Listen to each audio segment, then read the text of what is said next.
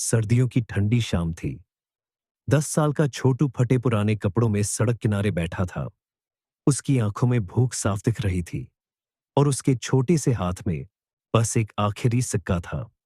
सामने समोसे की दुकान से गर्मा गर्म खुशबू आ रही थी, जिससे उसकी भूख और बढ़ गई। उसने सिक्के को कसकर पकड़ा और दुकान की ओर बढ़ने ही वाला था कि उसकी नजर पास बैठी एक छोटी बच्ची पर पड़ी। वो ठंड में कांप रही थी। उसके पैरों में चप्पल भी नहीं थी। छोटू कुछ पल उसे देखता रहा।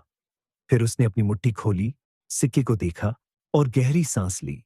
एक पल के लिए उसके मन में ख्याल आया, मैं इस सिक्के से खाना खरीद सकता हूं, लेकिन ये बच्ची मुझसे भी ज्यादा परेशान है।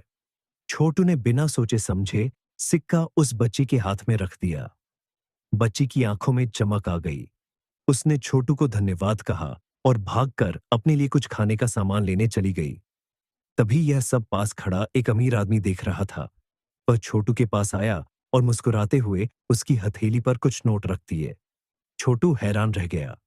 उसने पैसे देखे और फिर आसमान की ओर देखा, जैसे भगवान का धन्यवाद कर रहा हो। अब वह दौड़कर समोसे की दुकान पर गया। अपने लिए भी खाना खरीदा और बच्ची के लिए भी।